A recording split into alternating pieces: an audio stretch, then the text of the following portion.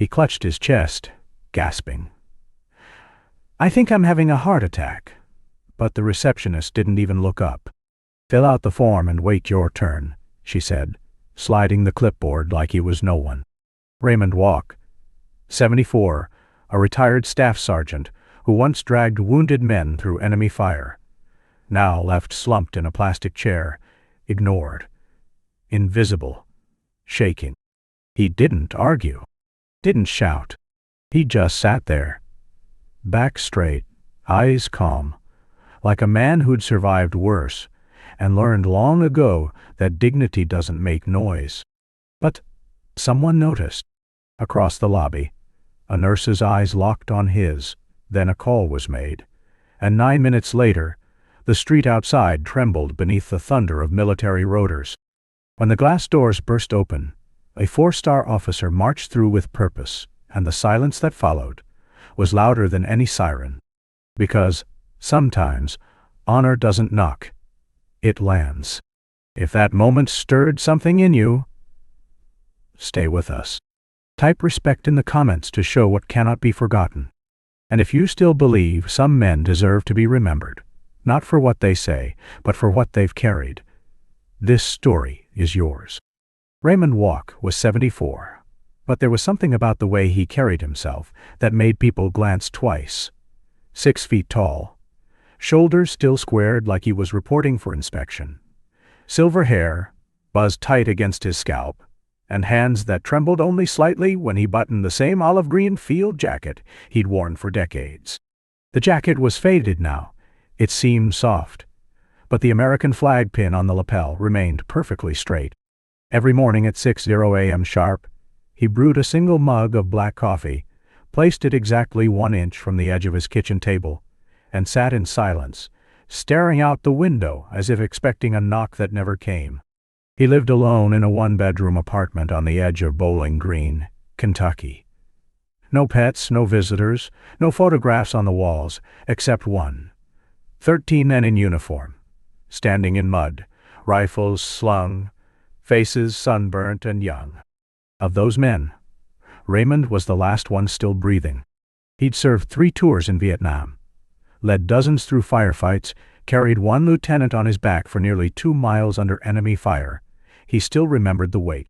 But now, neighbors barely remembered his name. Clerks looked past him at checkout lines. The world had moved on, and left him behind quietly.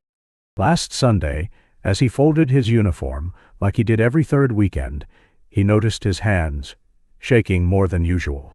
And when he reached for the metal case, a sharp pressure rippled across his chest, brief, but enough to make him pause. He told himself it was nothing. But the stillness that followed felt too loud to ignore. The fluorescent lights inside Mercy General's Air buzzed overhead as Raymond Walke stepped forward, one hand pressed to his chest, the other gripping the counter. "I think I'm having a heart attack," he said, voice strained, short of breath. The receptionist, a young woman in scrubs with polished nails and earbuds half hidden beneath her hair, didn't even glance up. "Name and insurance," she replied flatly, sliding a clipboard across the counter without looking him in the eye. "Ma'am, please," Raymond whispered, sweat beading at his temples. "I need help." Her eyes finally lifted, briefly, catching the faded field jacket, the trembling fingers, the face etched by decades of war and grief. "And still," she said, "fill out the form. We'll call you when it's your turn." He didn't argue, didn't plead. Raymond simply took the clipboard with both hands and nodded, as if being dismissed like that was something he'd rehearsed. He lowered himself into a plastic chair, breathing shallowly, pulse fluttering like a warning drum beneath his ribs. The pain was rising again, burning down his left arm this time, but no one looked. Nurses swept past, doctors conferred over charts, and patients stared into their phones, avoiding his gaze. A man once called Iron Sergeant now sat invisible, crushed by the weight of indifference. Across from him, a teenage boy coughed into a blanket. A woman cried silently 3 chairs down. But Raymond, he just folded forward slightly, pen trembling in hand, and tried to remember how to write his own medical history. Minutes passed. Too many. His vision blurred, and the form slipped from his fingers, skittering to the floor. He reached down slowly, but someone else picked it up. A hand, warm and steady. A nurse in passing, Lillian Greaves, knelt in front of him, her brow tightening as she studied his color, his breath, the sweat along his collar. "Sir, how long have you felt this?" she asked. Voice low, urgent. 3 hours now, he whispered. "Started when I was leaving the VA." Lillian stood in a flash, stormed back to the desk. "He needs to be seen immediately. He's showing every sign of cardiac distress." The receptionist rolled her eyes. "Unless he came in by ambulance, he waits like everyone else."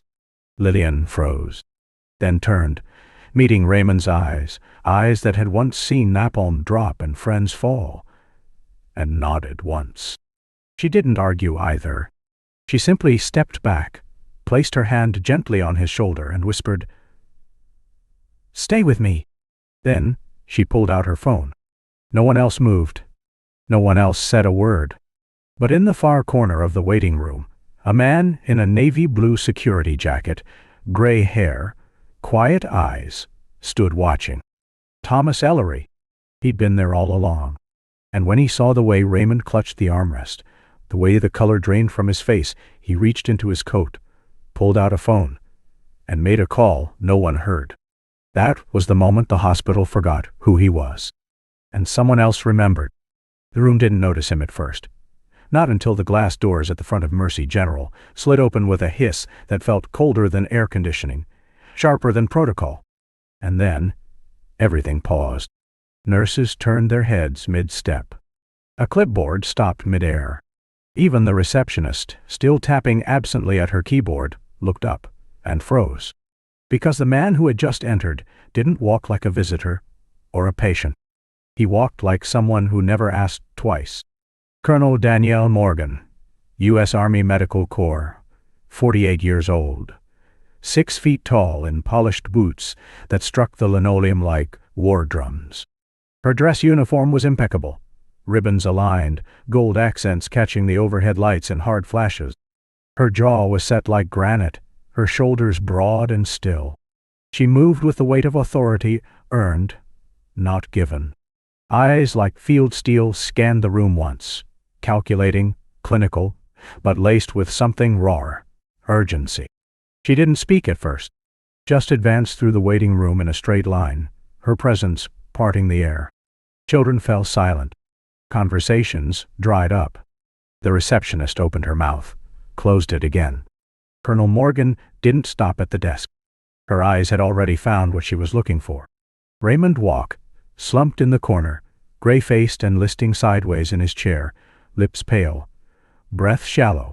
And beside him, standing guard like a lighthouse in a storm, Nurse Lillian Greaves, face drawn tight, fingers still resting on Raymond's shoulder. Colonel Morgan paused only once, before the final step, and asked, not loudly, not with drama, just with surgical precision, "Is that him?" Lillian answered with a silent nod. That was enough. Colonel Morgan turned back to the front desk. Slowly, deliberately. And when she spoke, her voice was calm and lethal all at once. "I want the attending physician. Now." The receptionist stammered. "I have to page." "I didn't ask you to page," the colonel said, still not raising her voice. "I said now." In the distance, the low hum of a helicopter began to rise. Not loud, not yet, but steady, pulsing. Somewhere out there, a rotor was spinning. Somewhere out there, reinforcements had already been set in motion. Colonel Morgan didn't look back. She didn't have to. Behind her, patients sat upright. Security leaned forward. No one knew what would happen next. But no one needed an introduction. Everyone knew what came next. The sound of rotor blades cracked through the silence, like a war drum from above, growing louder, closer, more deliberate, until it was no longer just noise, but presence. The helicopter hovered, then descended with surgical precision, right in front of Mercy General's entrance, sending paper flyers and loose gravel flying in all directions. People inside rushed to the windows. Security took one step forward and then froze. No one moved as the side hatch opened, and 3 military medics jumped down with mechanical grace, equipment in hand, faces unreadable, movements tight and fast. Behind them, Colonel Danielle Morgan walked back into the emergency room, this time not alone. 2 officials from the Department of Veterans Affairs followed, along with a third figure, Robert Walke, Raymond's son. Not in uniform, but you didn't need one to recognize what he was. Tall, calm, composed, with a jawline clenched so tightly it looked carved. He didn't say a word as he crossed the lobby, his steps slow but absolute, like gravity itself, adjusted to accommodate his momentum. He walked past the chairs, past the stunned patients, past the nurse who lowered her clipboard without realizing, until he stood still, directly in front of the receptionist's desk. Her smirk returned first, like a reflex, one that hadn't yet caught up to the shift in atmosphere. "You can't just barge in here with, Robert didn't flinch. He simply raised his phone and pressed play. The voice that echoed from the speaker was hers. "Sir, we don't make exceptions. Fill out the form. You'll be called when it's your turn." Then, silence. Then her voice again, more biting this time. "Just because you're old and wearing a flag pin doesn't mean you get to skip the line." Gasps rippled through the room, like wind through dry grass. A nurse covered her mouth. An elderly man closed his eyes. And Robert? He never broke eye contact. "My father served 3 tours," he said, calm, measured, like he'd practiced restraint his whole life for this one moment. He carried wounded men on his back while bullets lit up the trees. He buried friends, saw things you'll never understand. And today, while you were scrolling your phone, he was having a heart attack. The receptionist's lips parted slightly. Her pupils widened. She tried to speak, but the words jammed in her throat like a confession too late. Robert lowered the phone. Behind him, the military medics moved swiftly to Raymond, now nearly unconscious, placing leads on his chest, adjusting oxygen flow, stabilizing his vitals with practiced efficiency. No one in the room said a word. No one needed to. And as Robert turned back one last time to the woman who had dismissed his father as just another number, her hands slowly left the keyboard, hovered, then retreated into her lap. That was the moment her face changed. Not with guilt, but with fear. The receptionist stood frozen behind her desk, the flush in her cheeks drained to pale ivory, her fingers curled into the edges of the counter like it could somehow hold her upright. The voice from the phone still echoed in the room, her own words now replayed in front of a crowd that had fallen disturbingly quiet. Robert didn't speak again. He didn't have to. The damage was done, delivered not by vengeance, but by truth made undeniable. Then came the final stroke. From the left side of the lobby, a man in a dark blazer stepped forward. Dr. Wayne Hallberg, Chief Compliance Officer of the hospital. Quiet until now. But the moment the helicopter had landed, he'd begun reviewing security footage from the lobby cameras. And now, he held up a hospital tablet, already paused on a frame. "This," he said quietly, tapping the screen, "is 11:42 a.m.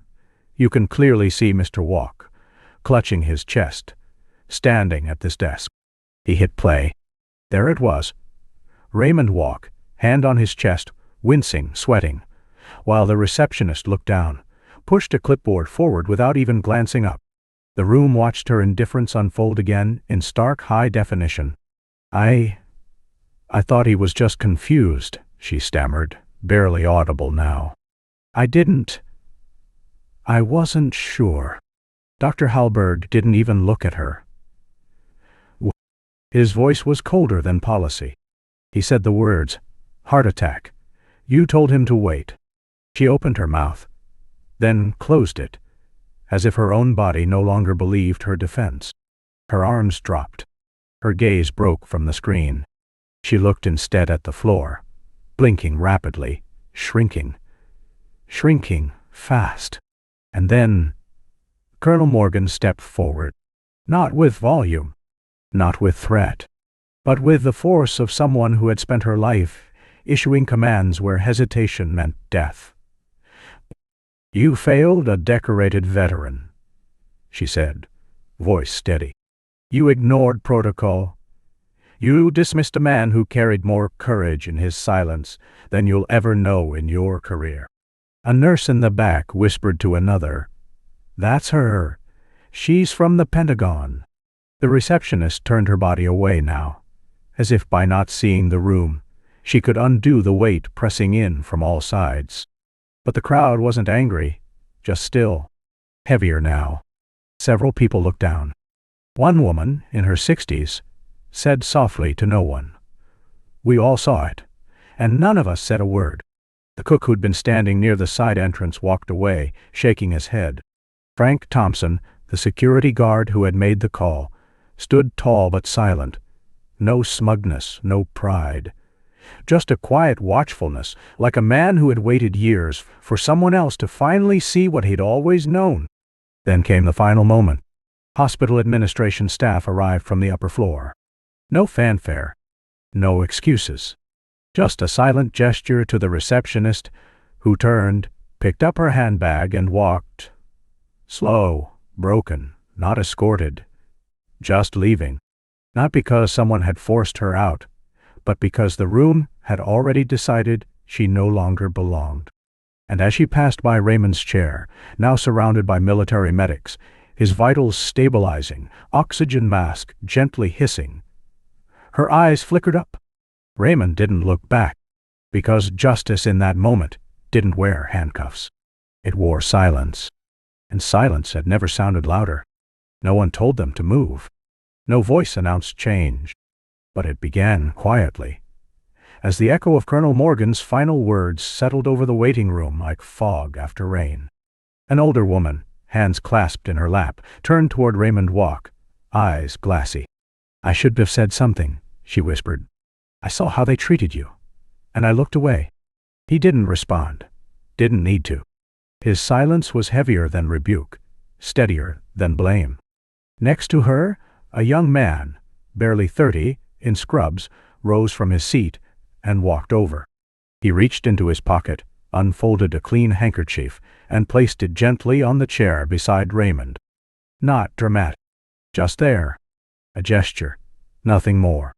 One by one, others began to stand, not to speak, not to protest, but to shift. A nurse offered a fresh cup of water. A janitor, eyes low, held the door a little longer than usual. A receptionist from another wing came forward and stood behind Sofia Rodriguez, not to interrupt, but to show solidarity. Nobody clapped. Nobody filmed. This wasn't for a headline.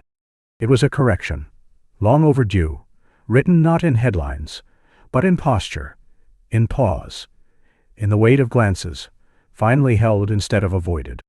Raymond remained seated, palms resting lightly on his thighs, watching the small ripples build around him.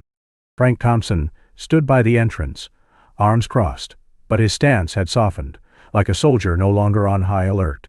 Robert knelt beside his father, adjusting the collar of Raymond's jacket, not because it was out of place, but because it deserved that care. Then a boy, maybe 8, walked up with his father trailing behind. He held a small American flag, the kind given at parades. "My granddad was in the army too," he said, voice trembling but proud. "He would have liked you." Raymond took the flag with both hands, nodded once, and placed it carefully beside him. "Tell him thank you," he said, eyes never leaving the boy's. The stillness held, not as absence but as presence. Heavy. Honest. The kind of silence that meant something had shifted, not just in the room, but in the people inside it. A nurse changed the whiteboard near the front desk.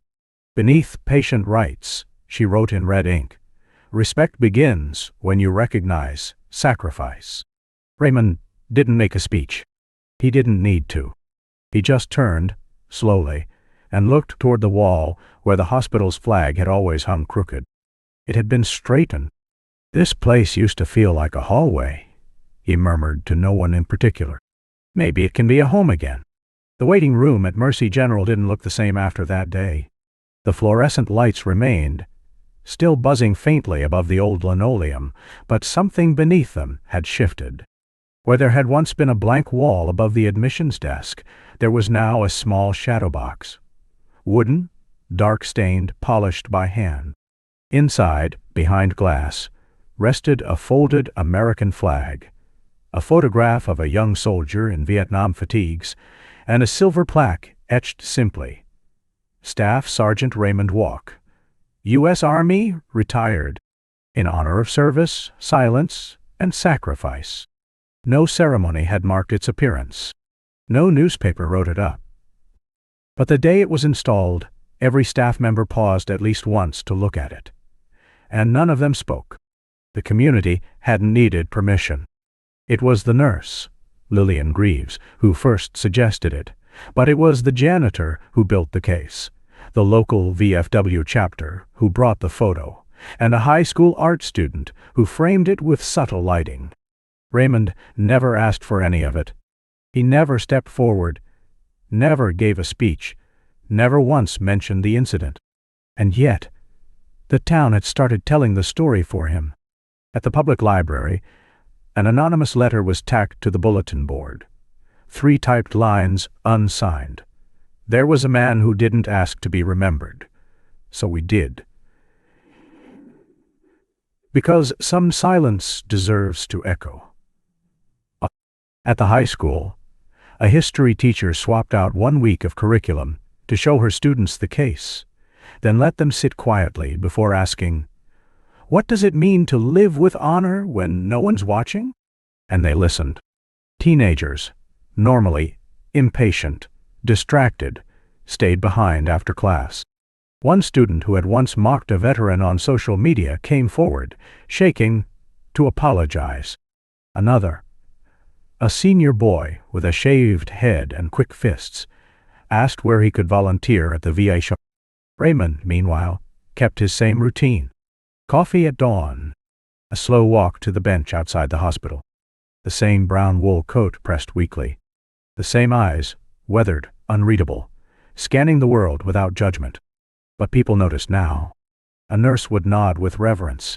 A clerk would pause before asking his name, then remember, and call him Staff Sergeant Walke. He never acknowledged the display case, never touched it, never even looked straight at it. But one morning, as he passed beneath it, he paused for just a moment, placed his hand lightly on his chest, and gave a single, slow nod to the glass. He didn't need to say a word, because the world had already begun speaking for him. The diner was nearly empty, save for the soft hum of an old ceiling fan, and the lazy clink of silverware being sorted behind the counter. Outside, the late afternoon light stretched long across the floor, casting golden lines between the bar stools and booths. At a corner table near the window, 2 cups sat untouched. One black, one with cream. No steam rose from them anymore. They'd been there a while. Raymond Walke sat with his back straight, hands folded in his lap, not speaking. Across from him, Robert leaned on his elbows, gazed somewhere between the tabletop and the horizon beyond the glass. The silence wasn't heavy, it was earned. It was the kind of quiet that follows when 2 people finally stop needing to explain themselves. "You okay, old man?" Robert said softly, not looking up. His voice cracked just slightly, half teasing, half apology. Raymond didn't answer right away. Instead, he reached into his coat pocket and pulled out a small envelope, creased at the corners, old but carefully preserved. He slid it across the table without a word. Robert opened it. Inside, a photograph, black and white, frayed at the edges. A much younger Raymond, standing beside a boy in a toy helmet, both smiling. Behind them, a flag fluttered from the porch of a small home that no longer existed. "I never forgot that day," Raymond said, his voice barely above a whisper. "Didn't think you remembered either." Robert turned the photo over. On the back, a child's handwriting in faded ink. "When I grow up, I'll protect you, Dad." He blinked fast, then closed the photo carefully and placed it face up between their cups. A long pause passed before he reached forward, slowly, and laid his hand over his father's. No squeeze, just presence. Outside, a motorcycle passed with a low rumble. Inside, the jukebox clicked on by accident, just a mechanical twitch, but the opening chords of an old country ballad spilled into the air, warm and slow. Neither of them moved to stop it. The song didn't matter. The silence between them held more. Raymond looked out the window, then back to his son. He gave a slight nod, more to himself than anyone. "Guess we both kept our promise," he murmured. They didn't toast, didn't hug, didn't stand up and walk away. They just sat there, two men, two generations, bound not by speeches, but by memory and time. And when the light shifted just enough to catch the edge of Robert's badge, gleaming faintly against his jacket, it reflected across the table and danced on the glass of the photo between them. Neither of them noticed, but it stayed there. Long after the cups had cooled, long after the sun dipped behind the diner, and long after the need for words was gone. They never printed a headline about Raymond Walke. There were no breaking news alerts, no viral videos stitched together by influencers. But weeks after that quiet afternoon at the diner, his story began to spread, not like a wildfire, but like morning fog, soft and slow, settling over the town and curling into the corners people had long stopped noticing. It began at the local barber shop, where an old man with shaking hands asked the youngest apprentice to keep the sides military short. When the kid asked why, the man simply pointed to the frame behind the mirror. Raymond's photo, now laminated and tacked above the shelf like an unspoken rule. If he could carry that kind of weight in silence, the man said, "I can carry a little pride on my collar." In the library, a teacher quietly replaced the monthly biography feature with a single page. Veteran, father, witness. Below it, just one sentence. Some people fight wars. Others carry them. Students didn't need an assignment. They started reading, asking questions, writing essays that no one had requested. At church, the pastor didn't mention his name. He didn't have to. But that Sunday, the prayer for those who carried burdens long after the war ended hit a little harder. A few heads bowed lower. A few hands trembled. Teenagers who once laughed too loud at the diner now walked past Raymond without speaking, but with their shoulders pulled back, their phones put away, their eyes holding just a second longer. One even stopped outside the hospital to raise a flag that had fallen halfway down its pole, not because someone told him to, but because it felt wrong not to. And still, Raymond said nothing. It was always someone else who told the story.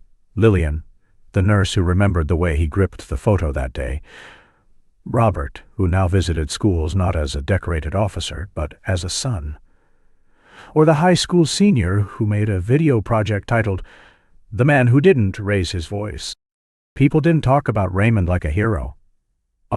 They talked about him like a mirror, a quiet check-in with their own conscience. Soon when his name came up, folks just paused, like they were adjusting their tone, or remembering something they almost forgot. Some simply nodded. Others looked away, but no one dismissed it. And in a corner of the hospital lobby, next to the display case, a boy in a school uniform stood very still. He wasn't reading, just watching. His hand hovered over the glass, not touching, only resting in air. Behind him, the automatic doors opened and closed, the world moving on as always. But the boy didn't move, because some legacies don't march or shout. They echo, in silence, in posture, in flags that no longer fall. The last time Raymond Walke stepped into the diner, he didn't wear his medals. He didn't need to. People stood without being asked. The jukebox stopped mid-song, not because someone pressed a button, but because no one dared interrupt.